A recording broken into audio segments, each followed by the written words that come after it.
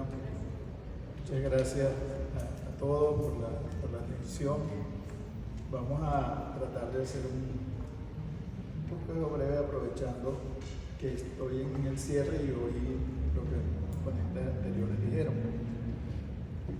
Para mí, este es otro ejercicio más que nos pone en la cátedra de, yo lo llamo así, volar sin instrumentos, o navegar sin instrumentos. Porque tenemos que abordar este tema, pero sin herramientas. Nosotros no contamos con estadísticas, con cifras, con datos, esas cosas tan caras para el positivismo, que también se critica mucho en esta cátedra por otros motivos. Pero el positivismo tiene sus cosas buenas, son convincentes los datos.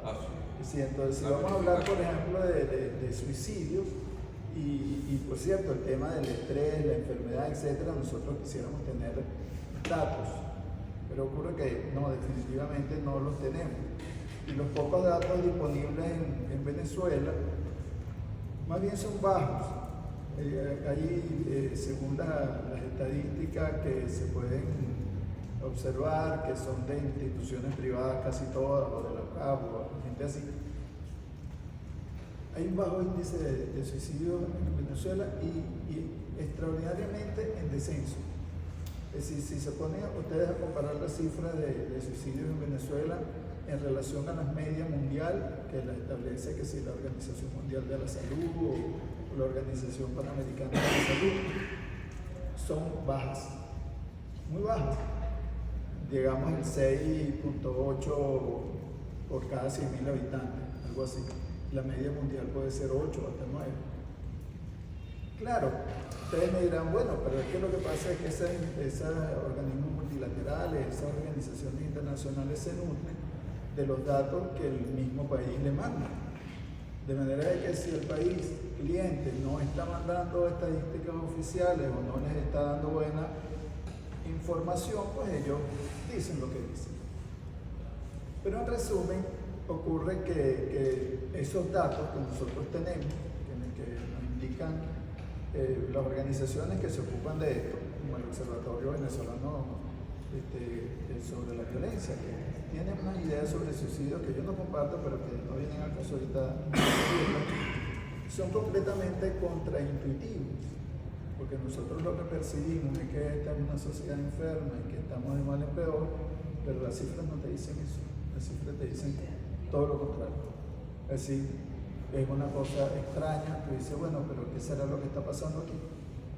Y quizás esto tenga algo que ver con el hecho de la inmigración masiva de venezolanos, es decir, cuando se van grandes masas de población, que no es que se van 1 o 10 o 10.000, no, estamos hablando de millones de personas. Eso cambia la configuración de la población. Es decir, la estructura, la forma demográfica del país se modifica, cambia. Claro, nosotros diríamos así de una manera muy ligera, risueña, bueno, será que nuestros suicidas se están yendo también para el exterior. Y entonces habría que ver cómo se estarán comportando las tasas de suicidio en otros países, en Colombia, en Perú, en Chile, o a cualquier lado que se estén yendo los venezolanos. Bueno, no bien decía Trump en estos días que está muy bien que en Venezuela disminuyeran los índices de criminalidad, porque es que le estaban mandando los delincuentes para allá. Y entonces en Nueva York aumentaban. Pero esa es una cosa chistosa, graciosa, una ocurrencia de Trump, pero tiene sentido con esto que estamos diciendo ahorita. La estructura de nuestra población se ha visto tremendamente impactada por esa inmigración masiva. Y es algo que nosotros hoy no podemos estimar. A mí me llama muchísimo la atención cuando salgo a la calle y digo, conchale, aquí se ha ido, qué sé yo, 1 millón de personas y no pareciera porque el tráfico es el mismo. Y dice, ¿de dónde sale toda esta gente? Bueno, se han ido y eso produce un impacto, un efecto sobre el comportamiento colectivo. Pero por otro lado, pensando un poquito más la cuestión, probablemente también hay una imprecisión en la misma definición de lo que se va a considerar como un suicidio.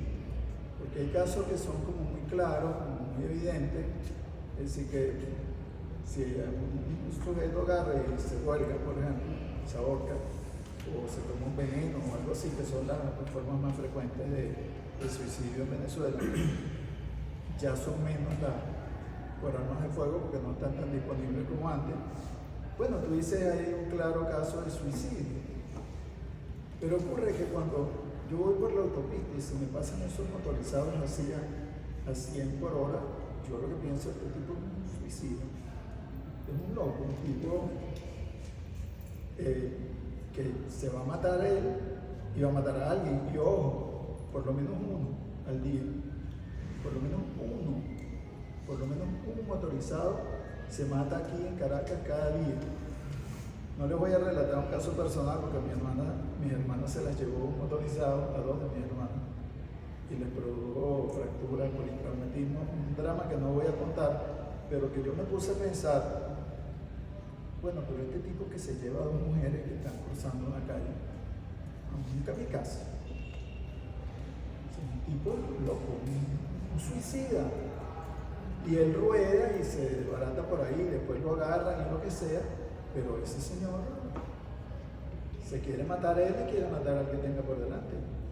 Entonces probablemente no haya una estimación apropiada de lo que es el suicidio aquí, porque hay muchos suicidas encubiertos, muchos individuos que se meten en tramoyas, en situaciones que lo van a conducir a la muerte, que van a tomar actitudes, un tipo que, no sé, que se lanza contra un grupo de motorizados, armados, o contra la policía, o cosas así. Oye, vale, eso es una locura, o sea, eso son suicidas, o sea, y yo creo que de eso tenemos mucho.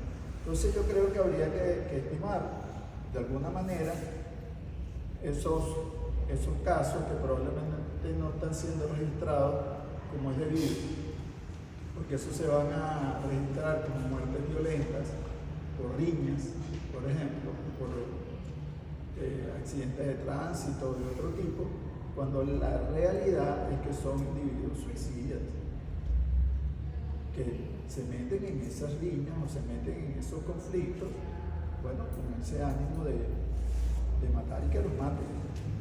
Pero bueno, vamos a suponer que nuestras intuiciones son falsas. A lo mejor ahora hay más suicidios en Colombia, en Perú, en Chile, o cualquier otra parte donde se hayan ido los venezolanos, pero eso es algo que por el momento no podemos estimar. Pero también podemos pensar que nuestra intuición es cierta. Esta sí es una sociedad enferma, aquí sí están pasando cosas muy graves, pero bueno, ¿dónde están? ¿Quiénes son esos suicidas? Ahí entramos en un tema que tú me das pie para reflexionar, porque yo siempre he tenido una teoría, y lo quiero decir aquí, que no es nueva, porque siempre lo he pensado. Reflexionando sobre este tema del suicidio, yo he llegado a la conclusión de que los suicidas son, si la persona que se suicida es porque él es un suicida y se va a suicidar por cualquier motivo que sea. La motivación que se le trate de poner al suicidio es posterior, es después. Vamos a decirlo de esta manera, la explicación que se le da a este tipo se suicidó, porque lo dejó la novia, oye, pero no se suicida porque te deja la novia, esa cual, búscate otra más gentil. Que si un tipo porque perdió el trabajo se va a suicidar, el otro porque quebró la empresa, o el otro por este motivo, por el otro, yo le puedo decir que no hay ninguna razón, ninguna, que justifique que una persona se suicide. Eso no existe. Y quiero recontrasubrayar lo que estoy diciendo, aprovechando el ejemplo de Tomás, porque los suicidas que ustedes pueden tomar así con las manos, tú dices, ¿por qué se suicidó este tipo? Así que motivos podían tener, gente de repente privilegiada, tipos muy ricos, o muy reconocidos, de repente van y se suicidan. ¿Por qué? Es decir, bueno, ya lo dije al principio, lo voy a repetir ahora, pero me gusta repetir estas cosas. Bueno, porque si ellos son suicidas, yo sé que van a suicidar. Y lo van a hacer. Entonces, personas que yo conozco de cerca, la hija de mi secretaria, por ejemplo, que es una muchachita de 15 años, de repente sube a la azotea, a la terraza de su casa y se lanza. Creo por un pleito con el novio, parece que el muchacho fue el que avisó y dijo, mira, cuidado con fulanita, con lo que hace. Y bueno, fue él y se lanzó, un muchacho de 15 años. Pero después, además de Carlos Rangel, que tú nombraste, yo no me acuerdo, yo a veces pienso que Guillermo Gómez se suicidó, pero no estoy seguro. Hay gente que me corrige y dice que no, que él se murió por otro motivo. Un hijo de Urla, creo que también fue alguien que se suicidó. Y hay otras personas más, yo les puedo decir que motivos para suicidarse tendría muchísima más gente que Alfonsina Antonio, Gabriela Mistral o Virginia Wood. ¿Por qué se suicidan? Bueno, porque ellos se quieren suicidar. No hay que darle más vueltas a lo que entonces es una condición de la persona y que ella va a realizar en algún momento de su vida por algún motivo. Ahora bien, eso no, tampoco es que nos tenemos que volver fatalistas y creer que el que se va a suicidar, bueno, ya está, eso está escrito y no se puede evitar. No, sí se puede evitar. Y yo creo que la clave está en escuchar a la gente, escucharla. Cuando una persona dice que se quiere suicidar, cuidado. Porque se siente mal, porque está solo. Ahí está, tienes que escucharlo. Si alguien te dice que se quiere suicidar, cree que se quiere suicidar. Y hay muchas maneras de decirle, ella lo dijo. Hay gente que dice que la vida no vale la pena, que para qué vivir. Cosas así, gente que tiene ese tipo de actitudes. Atención, porque ahí tienes a alguien que podría suicidarse y a la cual le tienes que prestar una particular atención.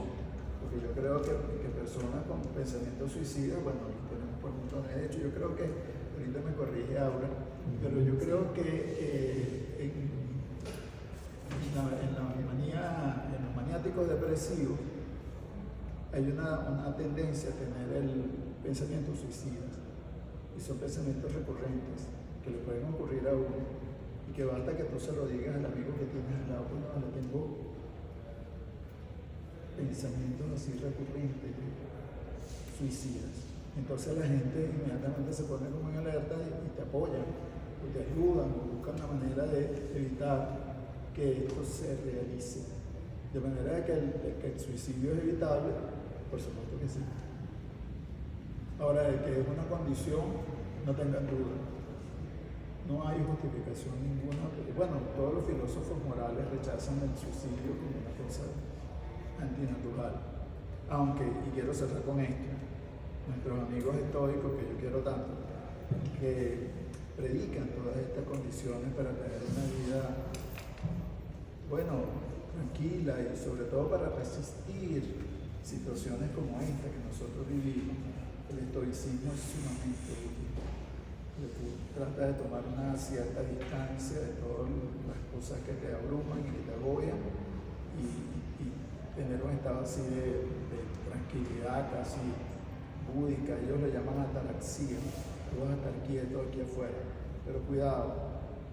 El estoicismo te dice, mira, y si todo esto no resulta, bueno, por agarra y te suicidas y te sales por la puerta de atrás. Yo siempre los traigo a colación porque ellos mantienen esa puerta ahí atrás, la puerta trasera, porque si definitivamente el estoicismo no te funciona, bueno, chico, te sales de la habitación como bien se sale de un cuarto lleno de humo. Usan mucho esa expresión, así que abandonas la sala y dices, no, chico, yo me voy de aquí. Y chao contigo. Gracias por la atención.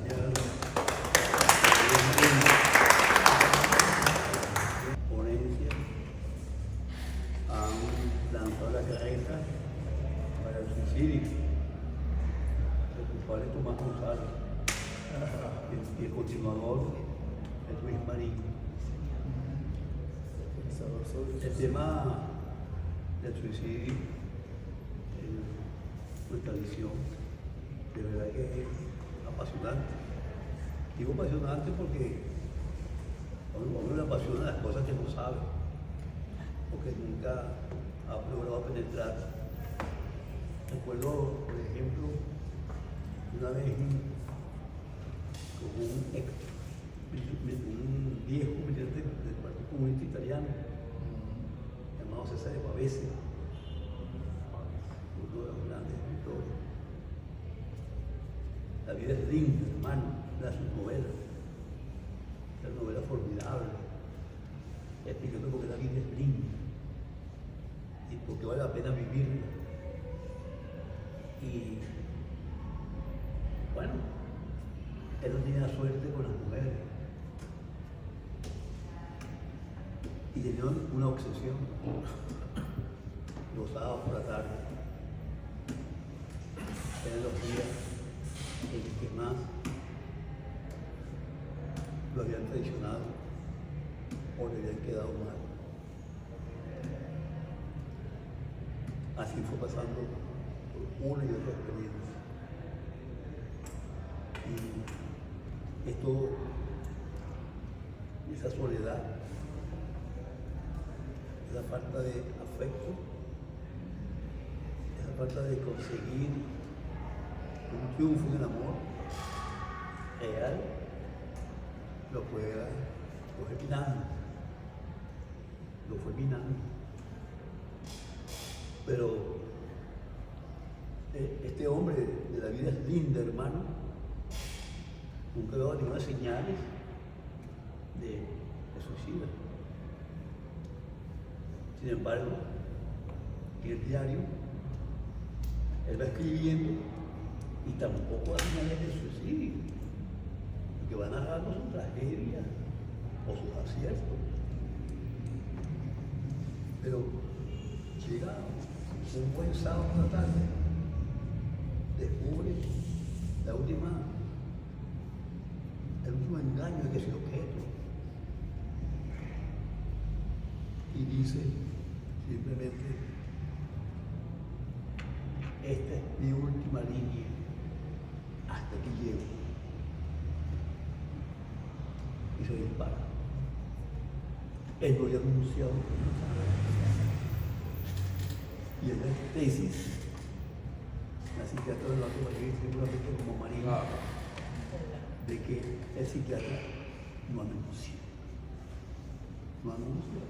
no hace gala de que es un suicida, ni que él llegó aquí para morir por su propia mano. Por eso, vamos a dar cuantos casos más que nos se han procurado, sobre todo en la literatura. En la literatura, sí.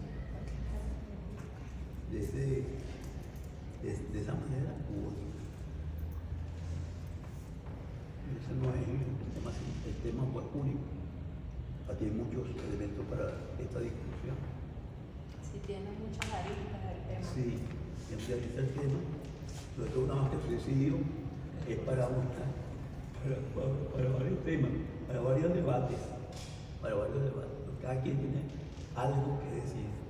Así como decir. Claro, yo lo puse en perspectiva histórica los problemas, Sí, pero poniendo sobre la base. Exacto, pero una aclaratoria. En cuanto al suicidio, que veo niñitos, adolescentes, adultos de todas las edades, y ya eso es un mito de que la persona se suicida nada más porque está deprimida, no va a haber nada. Yo tengo un niñito de 4 años que intentó ahorcarse 4 años, porque cuando vemos la causa, no estaban los padres completamente ausentes, uno de 10 años que dejó una carta: ya voy a dejar de ser la carga para ti, mamá, no tienes que matarte trabajando. Entonces estamos viendo que fíjense, aquí en Venezuela estamos trabajando desde la Sociedad Venezolana de Psiquiatría, de la cual formo parte de la directiva. Hay una sección de suicidología. ¿Por qué? Porque el suicidio aquí está en aumento terrible, pero ¿qué pasa con las estadísticas? Las últimas estadísticas del 2021 se hicieron en el 2016. Entonces, donde ya se hablaba de nosotros fuimos a una mesa redonda para Argentina, precisamente para debatir sobre el suicidio en Venezuela. Y ahí hablábamos de las cifras que teníamos nada más del Observatorio de Violencia, y donde el país con mayor, aquí en la ciudad con mayor suicidio, Mérida, que siempre ha sido el viaducto donde hay suicidio todos los días. Entonces ya el suicidio no es un fenómeno por una sola causa, es un fenómeno que se llama multideterminado porque hay muchos determinantes, y nosotros en un país donde hay muchísimos factores de riesgo, el suicidio viene a ser como un hervidero para todo, porque tenemos muchos factores que condicionan. Y en los colegios tenemos, yo lo llamo minorías sexuales, minorías sociales, minorías raciales, porque ya no es porque eres negrito, que era el chalequeo que le decían antes, no, ya tú que eres blanco, porque tienes el pelo rulo, porque tienes el pelo liso, porque eres bajito, porque eres negrito, porque eres altico. O sea, ya no existe una sola causa que te define. Entonces, lo que tiene en común las personas que se suicidan es el sufrimiento. De eso no hay la mayor duda. Y no por depresión únicamente. Reacciona ante una circunstancia bien terrible que le está sucediendo en su vida y ve como única posibilidad salirse de esa situación suicidándose y quitando la vida, porque el suicida dice: ya no voy a hacer una carga para mis familiares, no aguanto más esta tortura, no puedo más con esto. O se suicida o se disocia en la psicosis, donde se crea otra realidad paralela, donde hay todo un imaginario para evitar el sufrimiento. Entonces siempre lo que tenemos como común es el sufrimiento. Entonces, ¿que somos suicidas? No, el individuo no es suicida de por sí. Son las circunstancias que lo llevan a tener como solución quitarse la vida, y por qué nosotros estamos apostando. Pero por eso que yo hice el diplomado en suicidología en Colombia, y que me metí en esta situación del suicidio, porque ya desde hace tiempo venía viendo la enfermedad de los niños y adolescentes en el área psiquiátrica. Y estamos trabajando duro en la pandemia, la cantidad de personas suicidas, hicimos unas líneas de apoyo, y por eso que le digo que todo esto, este país enfermo, es una tarea de todos. ¿Por qué? Pues en pandemia éramos pocos los psiquiatras, atendíamos gratuitamente llamadas, yo veía 20 pacientes en un día, que si la esposa, porque se presentaron más los factores, que si el niño, esto, que si, entonces era terrible, y nosotros terminamos dejándolo porque éramos 10 psiquiatras para todo el país. No podemos. Desde la UCAS se están haciendo también otros inventos, la Federación de Psicólogos, otros inventos. Entonces tenemos un país realmente enfermo, es que tenemos enfermedades terribles, y que no podemos un solo grupito, y por eso que yo llamo reconstrucción del país con actores de todas partes, porque no podemos, porque ya hemos intentado desde el área de la psiquiatría, y entonces nos llega y en el consultorio una sola persona. No podemos porque la escasez a nivel, para que en estos días fui a una defensa de la tesis y estaban diciendo: en el museo llegaron y trajeron lo que era antes, donde cerraban a los locos, como le llaman, los psicóticos. Era una jaula, pero ¿qué ha cambiado esa jaula? Yo veía la jaula, pero yo tengo en el hospital donde trabajo, hay un aislamiento, ahí te metes en la misma jaula, lo que pasa es que está en vertical.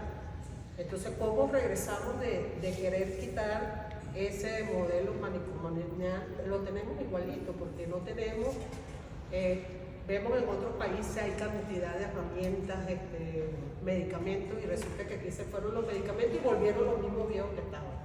O sea, no es que tenemos medicamentos nuevos. Entonces, es como muy complejo de verdad la enfermedad que vivimos a nivel de este país, porque es que tenemos que apoyarnos entre todos, porque si no se hace cuesta arriba, se hace muy cuesta arriba. Otra opinión. Ay, De-